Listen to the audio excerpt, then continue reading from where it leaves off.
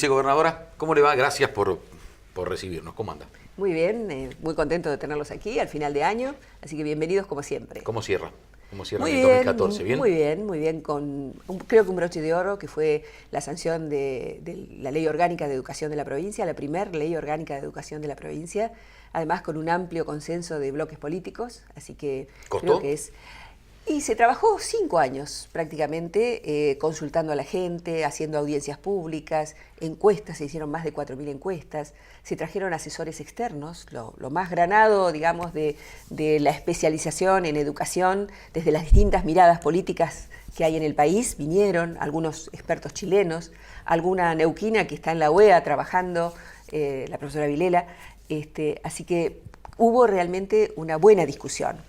Necesitamos que esa discusión continúe, que la agenda pública contemple todos los días la discusión sobre educación. Hablamos de economía, pero poco hablamos de educación. Y está bien hablar de economía, pero la calidad de la educación es lo que nos va a dar la calidad de la sociedad del futuro. Así que no podemos dejar de ocuparnos de la educación todos. Claro, porque además la educación es el pilar fundamental de toda una estructura de familia, de personas, porque nace desde la propia familia y se va encaminando. Uno quiere que nuestros hijos sean los mejores en el estudio, pero para hacer eso primero tenemos que empezar a educarlo desde abajo y la base, ¿no? Y la convivencia, la armonía en la convivencia también, o sea, la solución de conflictos de manera no violenta. Bueno, uno de los méritos que tiene esta ley de educación es que introduce valores, contenidos transversales que tienen que ir desde el jardín inicial, digamos, desde el jardín de infantes, hasta la formación terciaria, con temas de derechos humanos, de formación de conciencia ambiental, de educación sexual y reproductiva, para ver si podemos de alguna manera controlar estos embarazos adolescentes que tanto daño le hacen a la mujer, al niño, a la familia en general, sí, a la en sociedad. Una etapa de estudios. En una etapa de estudios. Temas que tienen que ver con justamente la solución de alternativa de conflictos. En eso hay que prepararse, es decir, si no es mucho más fácil que la violencia, que hoy está tan instaurada en la sociedad, también convoque a nuestros jóvenes. Bueno, hay que trabajar fuertemente en eso, en justamente el respeto a la Constitución nacional, a la Constitución provincial, a las leyes. Los argentinos somos un poco transgresores, somos poco apegados al cumplimiento de la ley.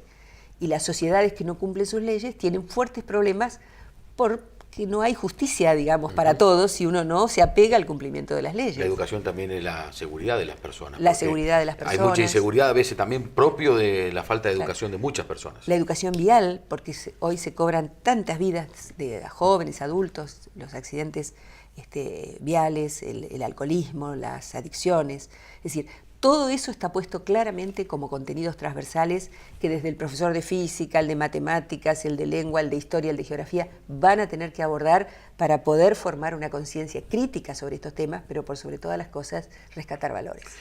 Uno se pone a pensar en esta ley de educación y me da la sensación de que usted decía, es un broche de oro para este 2014. ¿Podría decirse que es un broche de oro también para Ana Pechén? Digo, teniendo en cuenta su formación docente, académica, de universidad, los tiempos que corrieron en aquel tiempo cuando se estudiaba. Porque hoy, si hay algo que a los gobiernos no se le puede criticar, al menos yo puedo criticarle miles de cosas, pero que la educación es gratis y es buena. Si vos querés estudiar para todos, por igual, desde el rico al pobre, esto no hay ninguna duda. Yo soy producto de esa educación pública, digo? Claramente. Yo fui a la escuela pública, a la universidad pública. ¿Para usted era difícil antes de estudiar? No era tan fácil. Por supuesto, no era tan fácil y mis padres mi mamá era maestra, por ejemplo, mis padres eran trabajadores del Estado, ¿no? ¿Y usted vivía en Neuquén? No, yo vivía en Bahía Blanca en esa época. Está bien, pero tenía una universidad ahí cerca. Claro. Pero bueno... Y había chicos del interior que tenían que venir, hacían muchos sacrificios. Por supuesto. Es decir, Argentina es de los pocos países que brinda esta educación gratuita a nivel universitario, que creo que es modelo y que hay que sostenerla claramente. Pero hay que sostenerla con el compromiso también de los estudiantes. Los estudiantes tienen que saber que ese esfuerzo que hace toda la sociedad argentina para mantener las universidades exige un compromiso, que es dedicación al estudio, esfuerzo, trabajo. Ningún título se consigue si no hay esfuerzo y trabajo. Entonces, tenemos que recuperar esa cultura del trabajo y esa cultura solidaria. Si todo el mundo, hasta aquellos que no pueden ir a la universidad, pagan nuestra universidad pública, hay un deber del estudiante de poder comprometerse con esa sociedad, en primera instancia para estudiar y en tercera instancia, o más adelante, digamos, cuando se recibe, para ser un profesional ético. y recordar que obtuvo ese título gracias al sacrificio de muchos. Yo le preguntaba si es un poco el broche de oro para usted. Digo, cuando usted ingresó a la legislatura, ¿siempre pensó en una ley orgánica de educación? Sí. ¿Siempre pensó en cambiar esa ley como docente, como universitaria, de haber estado en la universidad? Digo, usted conoce bien el palo. Como sí, pero no es un mérito mío, sino que es un mérito del conjunto, porque esta ley se construyó con los acuerdos fundamentalmente. No es una ley ni del Poder Ejecutivo, ni es una ley de Ana Pechen, ni es una ley de nadie en particular. Después de la consulta, los partidos políticos se comprometieron y hay diputados mandato cumplido, como el diputado Kogan, como la diputada Jenny Fonfach, como la diputada mandato cumplido también Soledad Martínez, de distintos partidos políticos que apostaron a esto, que le transmitieron a la gestión siguiente ya un anteproyecto de ley, que esta gestión la tomó y que los diputados de esta gestión, de todos los partidos políticos, con excepción de un pequeño grupo, digamos, que no lo acompañó, especialmente no participó el Frente de Izquierda, digamos, tomando lo que hizo Aten, que no quiso participar, más allá de que se lo invitó muchas veces. El resto participó, aportó, discrepó, y lo que se construyó es de todos, no es de Ana Pechen.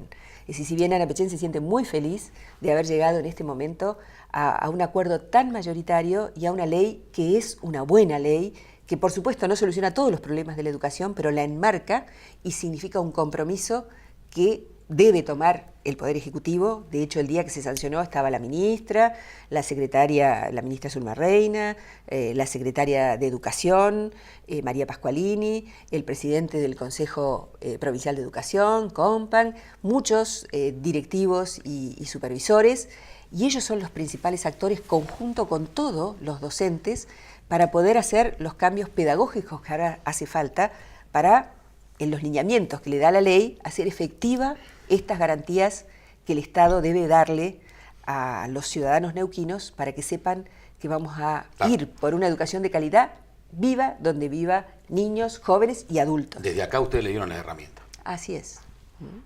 Hay que trabajar ahora en eso. Y se viene una etapa, me parece difícil, también tampoco es tan fácil. No. Pero el futuro de Neuquén depende más de eso, yo diría, que del gas y del petróleo. Porque el gas y el petróleo alguna vez se va a acabar. La formación de la gente, su uso del conocimiento, nunca se acaba. Es decir, y van a solucionar problemas que tengan que ver con la salud, problemas que tengan que ver con el medio ambiente, problemas que tengan que ver con nuevas formas de trabajo. O sea, el principal capital hoy de los países no son los recursos naturales, son el capital humano. ¿Qué dice esa ley, doctora? Esa ley dice, primero que todo, que la educación es un derecho individual y social y un bien público que el Estado debe garantizar. Para sacar toda idea esta de que es una ley privatista, nada que ver, es una ley que defiende claramente la educación pública. Pero hay educación pública de gestión estatal y hay educación pública de gestión privada. Los papás que deciden elegir y enviar a sus hijos a otra escuela en función de sus convicciones, escuelas religiosas, escuelas que son cooperativas, tienen todo el derecho y están también resguardados en ese sentido en la ley, que fija obligaciones para toda la educación pública. Es decir, en ese sentido atraviesa toda la educación, la pública de gestión estatal y la de gestión privada. Diferencia también claramente lo que es la educación con fin de lucro de la educación privada y la educación con un fin social, donde, bueno, en una ley complementaria que debe fijarse, se regulará qué tipo de aportes debe hacer el Estado para estos casos que son diferentes, digamos, del destino, digamos, o el objeto social de una escuela privada. También fija el inicio de la escolaridad más temprana, hace obligatorio los 4 años. Hoy teníamos obligatorio 5 años como preescolar, hoy educación inicial, no es preescolar, extendemos a 4 años. Para eso se fija un lapso de 5 años. ¿Por qué? Porque hoy Neuquén cubre el 80% de niños de 4 años que están escolarizados, el 20% restante, sin duda que habrá que construir más jardines, habrá que construir más aulas, entonces se fija un plazo de 5 años. Establece deberes y derechos de padres, de docentes y directivos, de alumnos en esta comunidad educativa que tienen cada uno. Fija claramente la necesidad de adaptar a las nuevas tecnologías el conocimiento, a las tecnologías de la información, pero rescata el valor de la lectoescritura, no hay acceso a esos sistemas si primero no se sabe leer, no se sabe escribir, no se sabe comprender el texto y no se sabe expresar. El cuaderno y el lápiz y la goma. Fundamental. Bueno, para seguir borrando y equivocar. Fundamental. Ahí cuando se equivocó, ahí es donde aprendió. Porque lo vuelve a hacer y ahí es donde... Fija también la necesidad de que los docentes de media lleguemos a tener el nivel de profesores que necesitamos. Porque hay aproximadamente un 30% de profesores en media. Quiere decir que el 70% son o idóneos, o títulos supletorios, o gente que no se formó de alguna manera para ser profesor. Bueno, le obliga al Consejo Provincial de Educación a hacer convenios con los institutos de formación docente y con las universidades para darle la posibilidad a esos docentes que no tienen el título correspondiente de alcanzar el nivel necesario para desempeñar mejor sus funciones. O sea que, por lo que entiendo, exige un poco al docente decir, bueno, tenés que capacitarte, tenés que... Exactamente. Tendrá que haber incentivos también. Exacto. Para el docente, está bien, pero digo, tenés que capacitarte.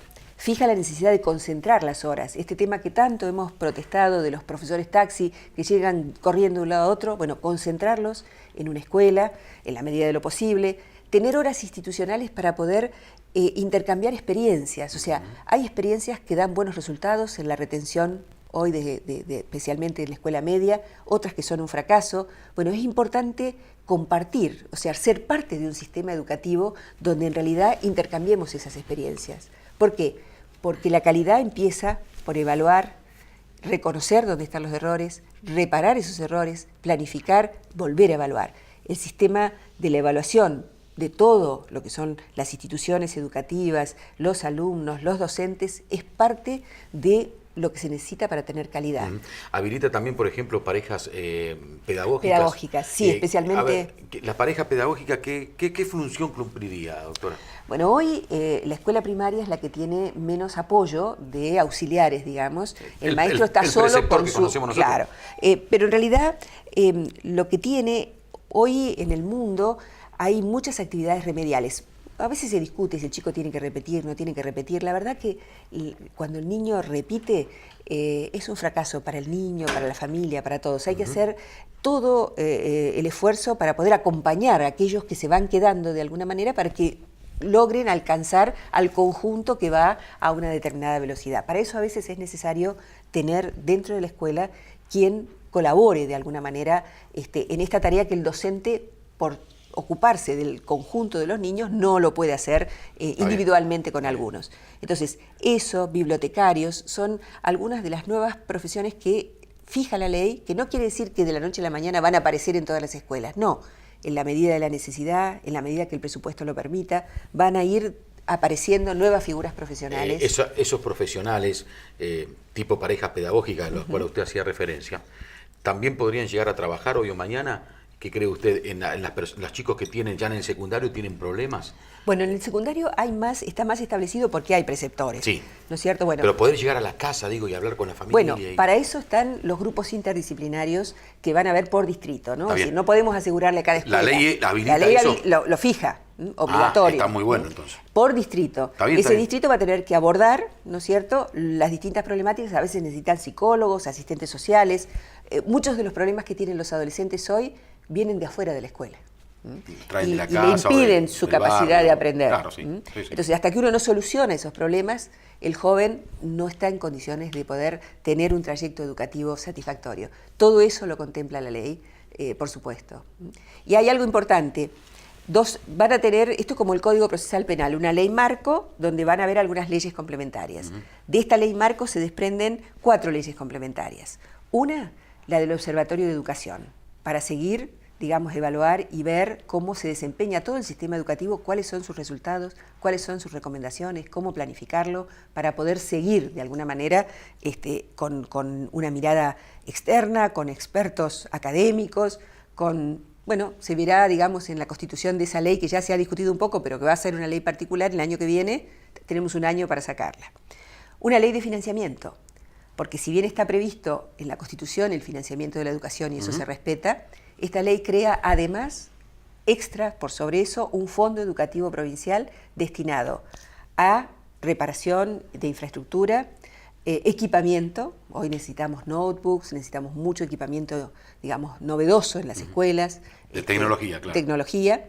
Y capacitación docente. Justamente esta mirada de que tenemos que darle a los profesores la posibilidad de capacitarse para ejercer correctamente su función está complementada con una mirada de financiamiento económico. Esa es la ley de financiamiento que tiene que salir como ley de financiamiento educativo.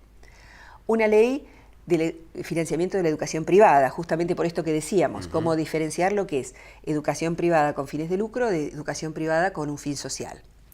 Y una cuarta ley que surgió de todos estos diálogos con las comunidades mapuche.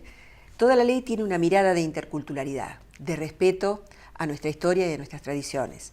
Ellos reclamaban claramente que en la formación docente se introduzca alguna mirada sobre la cosmovisión mapuche. Eso claramente es necesario, especialmente los docentes que trabajan con las comunidades, pero también para el conjunto de los neuquinos que vienen de muchos lugares y que en realidad no conocen mucho de nuestra historia. Eso está presente, pero además va a haber una ley de interculturalidad, de educación intercultural, para justamente abordar muchas de las demandas que nuestras comunidades mapuches nos han expresado y que tienen que ver específicamente con la formación de su pueblo. La verdad que es realmente muy interesante el tema educativo. Doctora, ¿me permite hacer una pausa? Sí, y a la vuelta quiero hablar de otros temas Por que se han dado en la supuesto que sí. legislatura. ¿Sí? Ya volvemos.